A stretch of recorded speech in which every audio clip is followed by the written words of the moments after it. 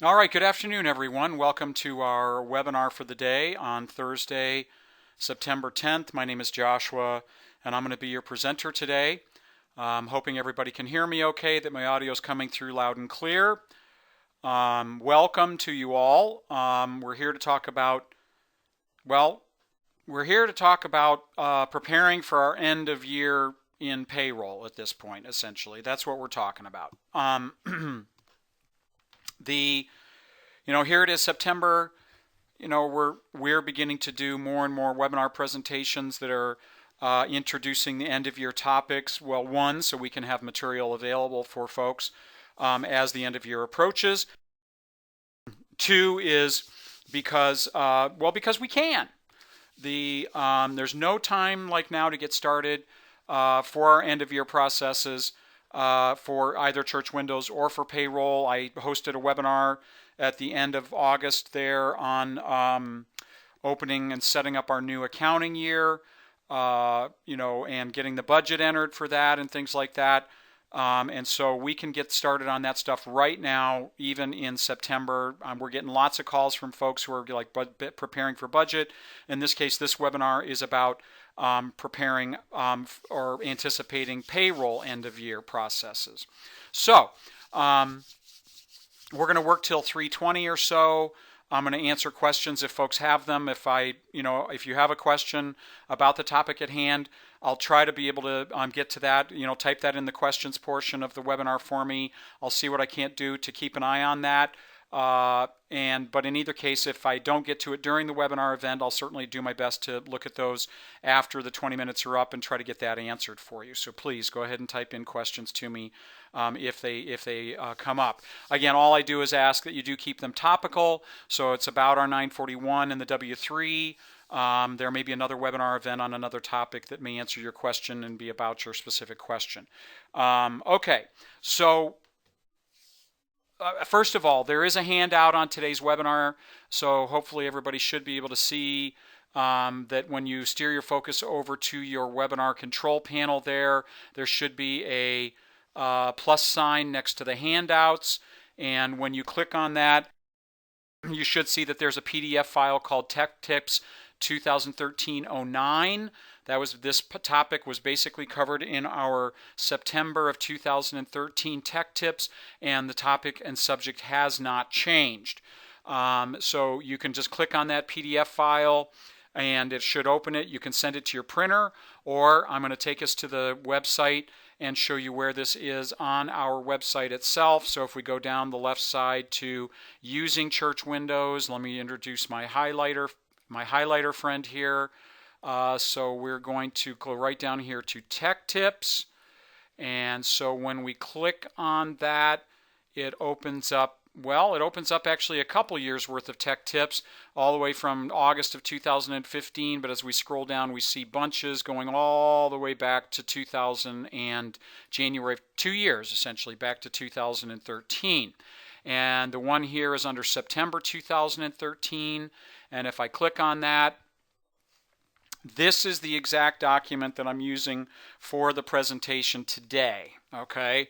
And I want to spend the first couple of minutes here. Oops, I didn't mean to do that. Scrolling down and looking at some things here. Again, we're not looking at like the current version information and what have you. We're scrolling down, further down the page to this section right here for preparing for new year now for year-end payroll filings, and for checking W-2s now. Checking W-2s now will prevent headaches at the end of the year. And that's essentially what we're doing here now, is we're checking our 941 totals and our W-3 totals to ensure that those are correct. So one of the first things I want to point out is this section right here is the Inspect W-2s, okay? You can look at those now. There's nothing that prevents you from looking at those at this moment. They won't have the correct year on them. That the payroll year, or the year on the W-2s, will change when we send you out the payroll 2016. That will then include the prior year's tax forms or updates, in this case the W-2s and W-3s for 2015. Okay, but certainly you can go in and look at your W-2s now and look and see, does each one of the W-2s contain the Social Security number and address of each employee? Okay, look at the amount in box 1. It should be approximately 3/4 of the annual budget amount for the employee's, base salary. Okay. These are just things that you can begin looking at right now, in anticipation, and not be surprised by problems right around the end of the year. If right here, does the amount in box 1 agree with the amount in box 16? And if they are different, do we understand why they are? Are there employees who participate in a dependent care program? What about the state boxes? Do those occur? Is box 13 marked for employees who are participating in a retirement plan? If box 14 is used, does it provide the information expected? In most cases, that would be like for a housing allowance for a minister. Okay, so those are the types of things you want to look at, and that's what's detailed on this document or on the handout feature if you decide to print that. Okay. Now again, we don't expect the totals on these to be correct for the end of the year, because we've still got 3 months more worth of pay to calculate and post for employees. But what we can anticipate and begin looking at is, are our W-3 totals, that summary of the transmittal of wage and tax statements. W-3 is in essence a summary of all of our employees' W-2 information collectively in one place. Is it correct? Okay. And that's what we're going to be looking at here today. So the bottom line is, make a list of any items that need to be investigated or corrected. So again, we're just trying to anticipate problems now so we're not surprised by them at the end of the year. Okay? The second page of this is where we then begin to draw our comparison between our W-3 and our 941.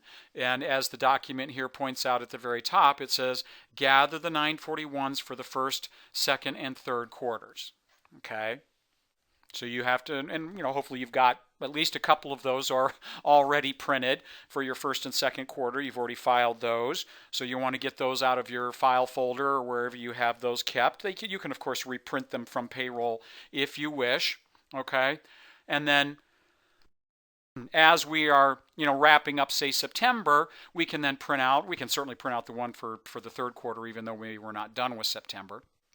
For our webinar event today, we are going to have payroll posted through the end of the month, even though that we're not anywhere close to that at this point.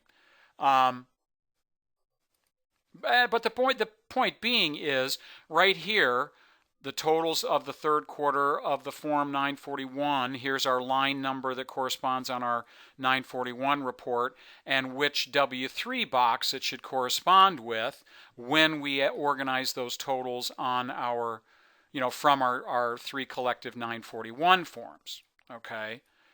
So this page on this document will help steer you towards the totals and how to calculate them in order to generate or to calculate those totals to see if they correspond on our respective documents. Okay. This simply talks about here under wages, from our box 3 on our W-2s multiplied by 6.1 should be within $1 of the amount in box 4 of the W-2, etc., etc. So there are certainly important calculations, but generally the totals on these reports are going to tell us and indicate for us if we have problems or not. Okay, so let's go ahead and minimize our website, our web page now in our PDF file, and steer our focus back to our payroll to show you exactly what this document is pointing out. Okay, so when we go into our tax reports, quarterly W-3 form, because that's really the document that we're trying to make sure is correct. Okay, because we've already filed 2 941 forms for the first 2 quarters. logic says we would know if there was a problem with those. So we're now going to just print an informative copy of our W-3 form, okay? And let me get rid of my drawing here, and we'll go to next. We're doing 501c non-government. Click next. That should be the default. And right here, in this case, per that document, box 1 on our W-3 should correspond with the total of box 2 on all 3 of our 941 reports. So when you add up box 2 on all 3 of your first 3 quarters 941 totals, that should equal this total. Also, box 2 on our W-3 form should equal the total of the collective total of all 3 941s in box 3. So again, that's all pointing back down to the document that's why we put that grid on that document. Okay, and there are other ways in payroll to help us determine if these totals are current and correct. Okay. Box 3 on our W-3 form should correspond with the total of all 3 941s, box 5A, and our Medicare box 5 on our Medicare wages and tips on our box 5 on the W-3 should correspond with the 3 collective totals of 5C on our 941 form. Okay. So you can print out the 3 forms. Certainly we could do that. That is one way to deal with that. So if we've got our form, we know that, here's what we have, what we're seeing in our total wages. So we could go into, reports, quarterly 941 form. I can click the down arrow and I can print them or pull them out, of my file and grab them all. And, let's say we're going to run the 3rd quarter right now, making sure that your deposit schedule and your deposit state is correct. Next, next, next. Again, I'm assuming this is correct because, well, I don't have any reason to think it's any different or it's wrong. And then here are our corresponding boxes on our 941. Box 2, box 3, and then boxes 5A and 5C. That when I printed all 3 of those boxes, all 3 of those reports out, I should be able to add up all of those on my calculator or what have you, and those should correspond with those numbers that I saw on or see on my W-3 form through the current period, this period in the year. Okay? I can actually zoom in on that one a little bit if necessary. The other one I can't.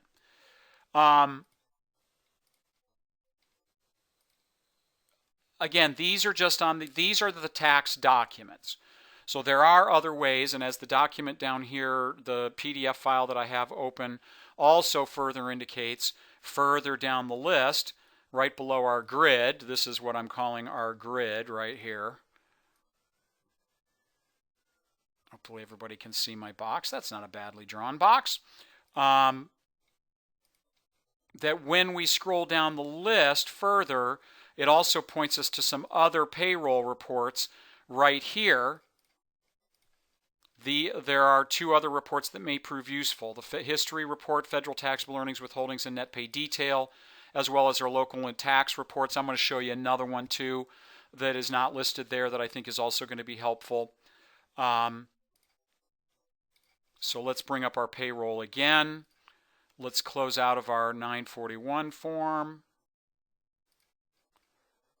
And if I go to reports, history report, here's our federal taxable earnings, withholdings, and net pay detail. Click next. We're going to leave it as all of our employees. Click next, and notice it runs it for the whole year. So maybe we might want to change this to September 30th, since that core period corresponds with our 3rd quarter 941. We'll leave it as group history report, and then we're going to simply go ahead and click next. And as we go to the last page of the report, we scroll down here, and the figure that we had seen in box 1, box 1 on our W-3 form is this total right here under the federal column, federal sorry, what is the column header? Federal taxable compensation. I just didn't want to get it wrong. So the total at the bottom of our federal taxable compensation column under the total should correspond with our total of our box 1 on our W-3. And in this case it does, $131,252.02. It's exactly the same. Okay? The other report that I was mentioning that is not included on that total, so you may want to grab your pencils here, and is to go to our, say, pay period earnings report. Again, leaving all employees. I'm going to go ahead and backdate this to January 1 through September 30th. We go to next. We're not going to run the pay type earnings, just the taxable earnings report. Click next.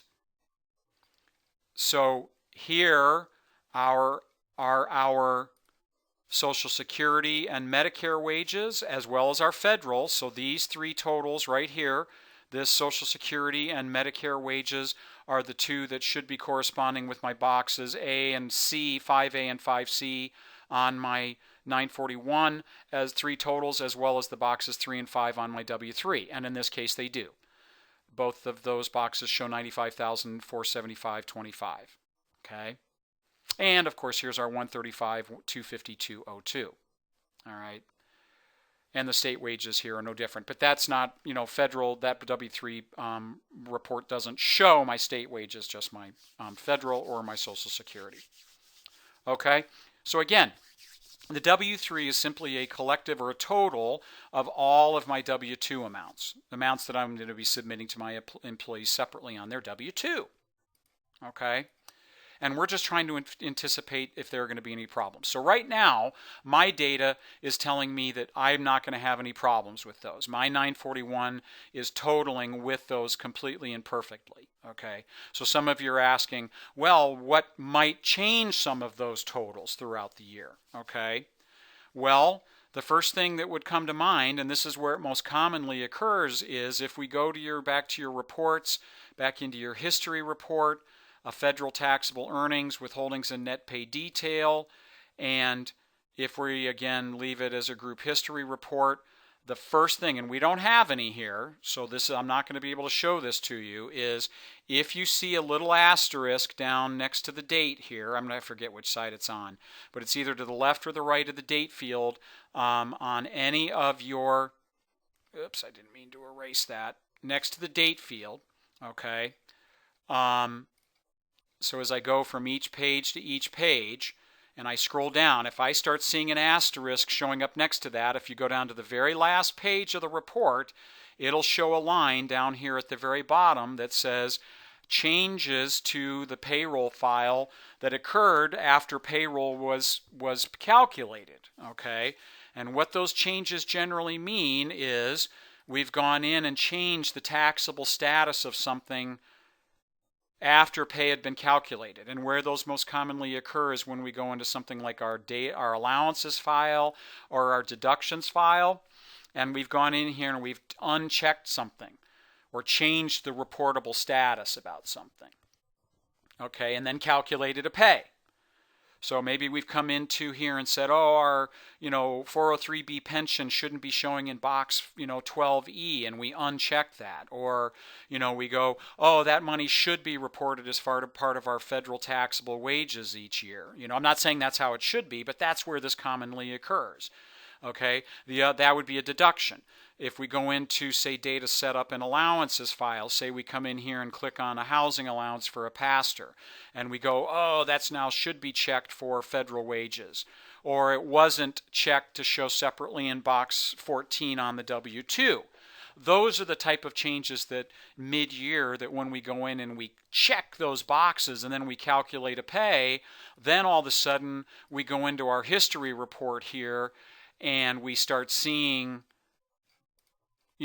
these asterisks occurring here. Well, those are the types of things that generate inconsistencies between your W-3 totals and your 941 totals, okay? And so the first thing we're going to advise that you look at is go in and look at that federal taxable earnings, withholdings, and net pay detail report. See if you have any asterisks, or if you're generating those reports and those totals are not consistent. This is going to be the first report that I'm going to point you to see if you're seeing any asterisks there. So we try to help you in some ways if we can, that might point you to the resolution. Okay. If you have problems with that and you're unsure about what to do to correct it, again, we don't have time in our webinar today to cover that. Pick up the phone, call us 800-533-5227. Our support techs are always happy and delighted to help, myself included. It all depends on what's wrong, what you find has changed. Okay, so there's our 20 minutes. We're done. I hope it's proven to be helpful for you. Again, if you have to leave, thank you so much. Please, log out of your webinar or just hit the X to close out. But if you have questions, by all means, enter those in questions, and I'll see what I can't do to answer those for you. Thank you again for attending.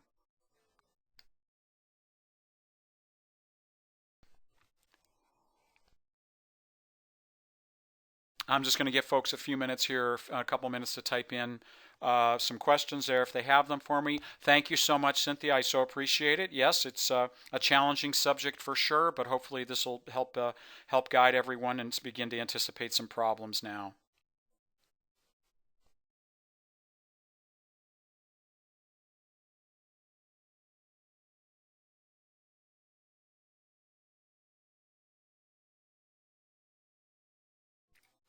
Thank you so much for attending. I don't see any questions coming in, so we hope to see you.